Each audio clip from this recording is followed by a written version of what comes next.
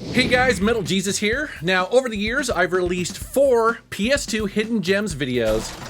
And let's be honest, with over 1,800 games released for the PS2, it's no wonder I keep finding more. So with that in mind, here are 10 more PS2 Hidden Gems you might want to add to your collection.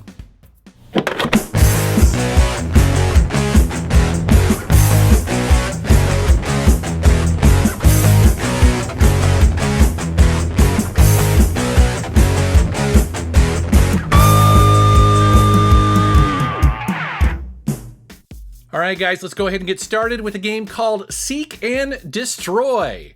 So this is part of the Chorokyu Penny Racers franchise. At least Chorokyu is what it's called in Japan, but we over here in the States know it as the Penny Racers franchise. And basically, instead of this being a RPG based around cars, as you can see by the footage here, this one is based around tanks.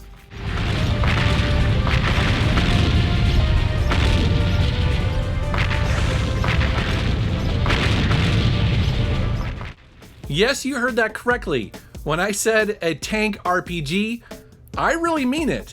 I mean, this game is like a lot of other RPGs where here you get to talk to NPCs, you'll get missions from them, there's a big world to explore as well as smaller towns to discover. You'll cruise around those towns and you'll shop for equipment. It's a crazy game. As you win battles, you'll also get new tanks with different stats, and then you can customize pretty much every aspect of it. For instance, here you'll see I've equipped missiles and a machine gun on my tank, as well as I've customized the camouflage. And then once you've gathered up enough money, you can upgrade the engine, you can add radar, and a lot more. What's weird about the series is that its characters are not pilots on the inside of those tanks, but instead, the tanks themselves are the characters. It kind of reminds me of the Pixar movie Cars.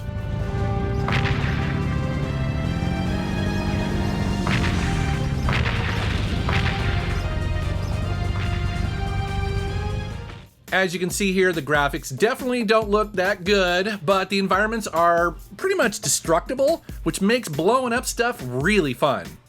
This is definitely a really interesting game. I mean, it takes itself pretty seriously, but it's also really fun. There's also a decent challenge to be had here if you're looking for it. I would say if you end up liking this game, definitely check out Road Trip, also on the PlayStation 2. Same universe, same franchise, but just with cars. Next up, we have Extermination. This is a survival horror game that is exclusive to the PlayStation 2. In this game, you play as a Special Forces soldier sent to a secret military base in the Antarctic, where you quickly learn that a virus outbreak has occurred and is wreaking all sorts of havoc. Right off the bat, I feel like this game is a mix of, say, Siphon Filter, with obviously Resident Evil, and maybe even a little Half-Life with its Black Mesa-like environments. However, it has a fixed camera, which definitely feels a little dated and frustrating because you can't really control it. But I guess that kind of plays into the tension of the whole survival horror gameplay thing. Just not my favorite. However, it compensates for that a little bit because it has a lock-on ability with your rifle. I mean, that definitely helps kill enemies, especially when so many of them are kind of wiggling around the level and the camera isn't always showing you what you need to see. Thankfully, the game doesn't overstay its welcome, as it'll only take you about 6 or 7 hours to complete. Now, I've seen this game for sale for as low as $10 for a complete copy. So if you're a fan of survival horror games and looking for something new, definitely check it out. What's this? It's the security code to unlock this door. Type it into the command center's computer. Then what? I'll give you what you need to operate the elevator. Next up is Nitrobike, published by Ubisoft. So here is an arcade racing game that really flew under the radar of almost everybody like me who loves these kind of games. This was developed by Left Field Productions, which also made Excitebike 64 for obviously the N64, and there also was a version that came out for the Wii. And as you can see by the footage, this is an arcade dirt bike racing game that controls and feels very similar to Excite Truck, also on the Wii. If you played that game, you know how much fun it is, and this is definitely like that too. I mean, right off the bat, you're going to notice there's just an insane sense of speed here, especially when boosting. I like how the perspective stretches, almost like you're warping and bending time. It's a cool effect, especially for long stretches of the track. There's also a bit of a trick system, and it feels very similar to SSX or Tony Hawk, which isn't necessarily a bad thing, although here it's definitely less complex. Now, as you guys know, I'm a big arcade racing fan, and I like to find these lesser known games that have their own look and feel. This is a surprisingly fun game, so if you like dirt bikes and over-the-top action, this is highly recommended.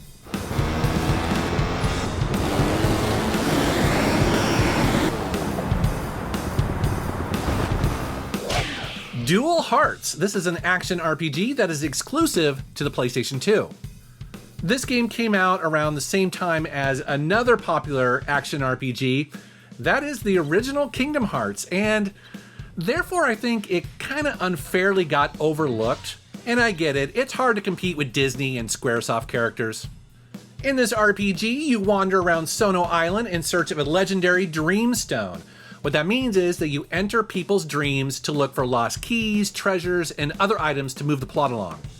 And as you can see by this footage, gameplay is often compared to, say, Super Mario 64 or the 3D Zelda games, but the dream concept really reminds me of Psychonauts. Like other action RPGs, in this game you have two main attacks, and you can charge up those attacks by holding down the button a little bit longer. Now that's used both in combat and also in puzzle solving. You can also jump on that weird pig-like companion there. That'll give you the ability to jump even further or do different styles of attacks, again, which is used in combat and also in puzzle solving. Now, I'm not gonna lie, boss battles can be a bit on the challenging side, even a little frustrating, but there's plenty of other gameplay to be found here too. It's gonna take you about 20 plus hours to get through the game, and there's a lot more to discover if you wish. Is it as good as Kingdom Hearts? Of course not, but fans of the action RPG genre should definitely give the game a chance. Oh boy, here we go. This is Space Chimps, and I know some of you are looking at this going, what the heck? Have I lost my mind? Well, admittedly, this came out on a number of other consoles because at the time, this movie was expected to do better than it did, but it basically bombed. I mean, I barely remember this movie was a thing, so obviously it was pretty forgettable at the time, but this is a surprisingly well-made 3D platforming game. I mean, it's way better than you would expect for a licensed movie game. 3D platforming games live and die by the controls, and thankfully, the controls in Space Chimp here are very intuitive, and gamers that are used to playing Ratchet and Clank are going to feel right at home.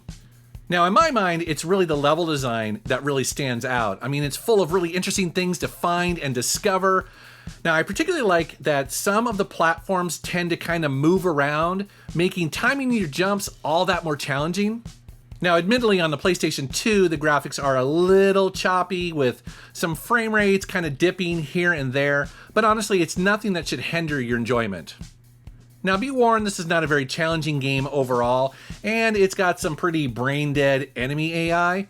Also, it's a little bit on the short side, but it's way better than the movie it's based on, and it's definitely a hidden gem.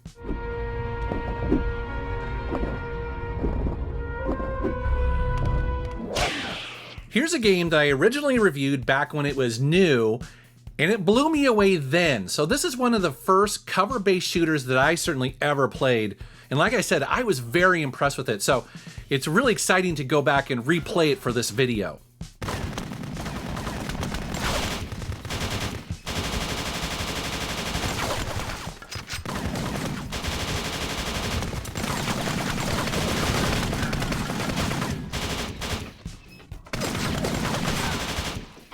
Now, I know what you're going to say. This looks really generic, and I would have to say that the level design is somewhat on the generic side, but don't let that fool you, because this is all designed for big battles and lots of strategy.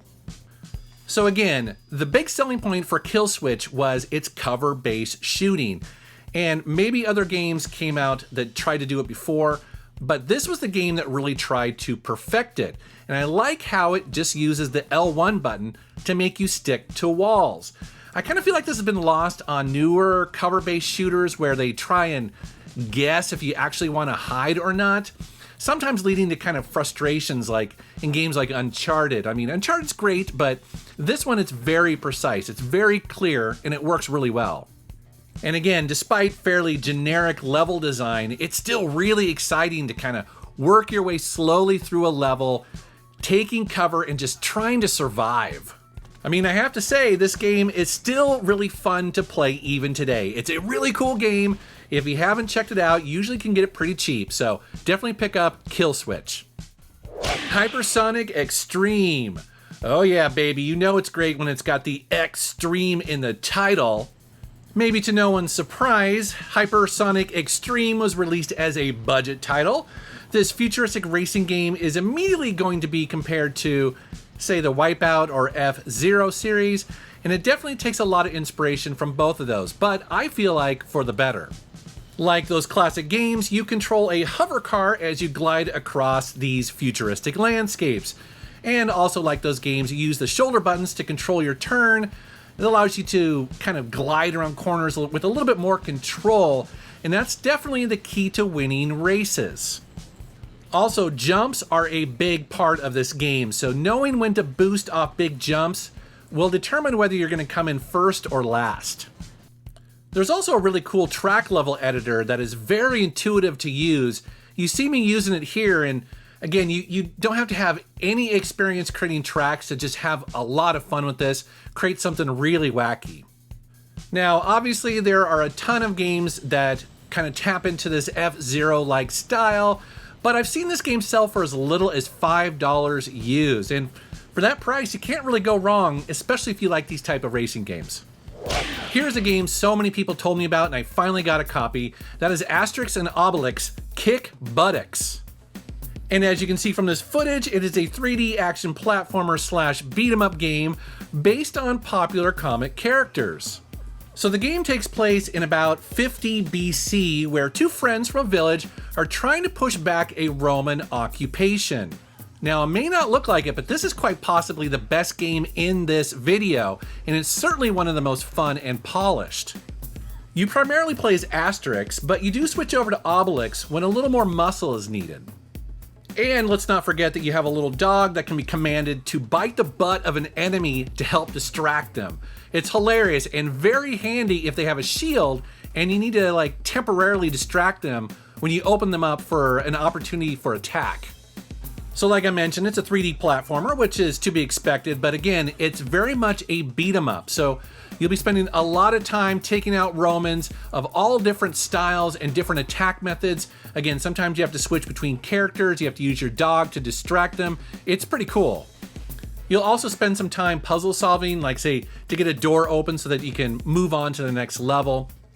It's really fast-paced gameplay, the controls are excellent. Like I said, it's very enjoyable, it's highly recommended.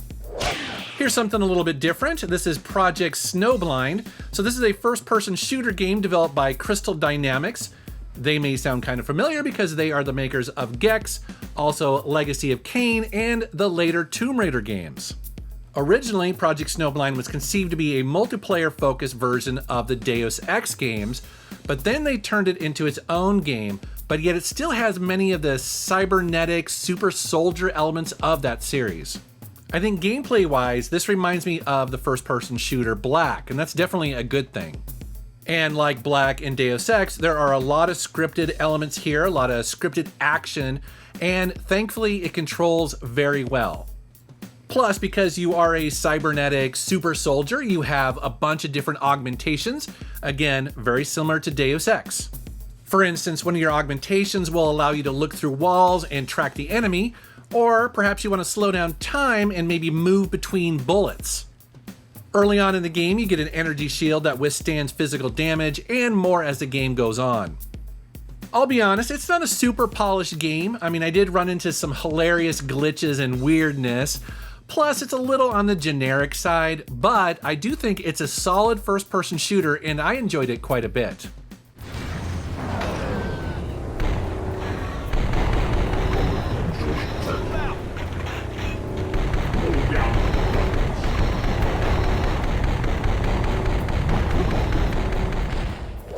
Oh yes, The Incredible Hulk Ultimate Destruction, another game I don't think enough people are talking about. So while Hulk fans like me are waiting for a truly great Marvel movie based on the Hulk, in the meantime we got 2005's excellent Hulk game by Radical Entertainment. By the way, if Radical Entertainment sounds familiar, well, it's because they went on to create the beloved Prototype games years later. Now, I do have to warn you that there were several Hulk games released at that time, but it's the Incredible Hulk Ultimate Destruction that you want. That's the good game. What makes this game great is that it really lets you feel like the Hulk and just smash everything in your path. I mean, they really nailed the power of what the Hulk is all about. And the combat is surprisingly deep and nuanced, allowing you to pick up almost any object that you see on a level and use it as either a weapon or a projectile. Also, traversing the levels is a breeze as the Hulk because he can leap huge distances or even run up the side of a building. And as you play the game, you collect smash points that allow you to learn new abilities that essentially turn you into pretty much an unstoppable green smashing machine by the end of the game. For many years, this game was considered one of the best superhero games ever released, and for good reason. It's also worth noting that this came out on the original Xbox as well as the GameCube, so if you prefer those consoles, definitely pick it up there. It should not be missed. Hello, Dr. Banner. I've waited a long time to make your acquaintance. Alright guys, that's another 10 PS2 hidden gems. I love coming back to this console, so many great games. And of course, I do realize that the term hidden gem is going to be different for everybody, depending on if you're familiar with these games or not. Please let me know down in the comments below if there are other PS2 hidden gems that you would like to see in future videos.